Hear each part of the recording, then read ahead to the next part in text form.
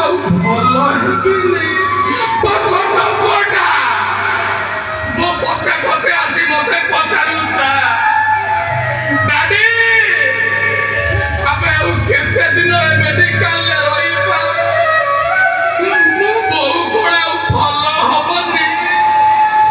ମୋ ବୋଉ କଣ ଆଉ ଘରକୁ ଫେରିବନି? ଅନେକ ଲୋକଙ୍କୁ ମାଗିଲେ କେହି ବି କଣ୍ଟାକ୍ଟ ଶେଷରେ ମୁଁ ତମକୁ ଦେଖା କରି କହେ ତମ ଘର ପର୍ଯ୍ୟନ୍ତ, ହେଲେ ତମ ଦରୁଆ ମତେ ତମ ଘର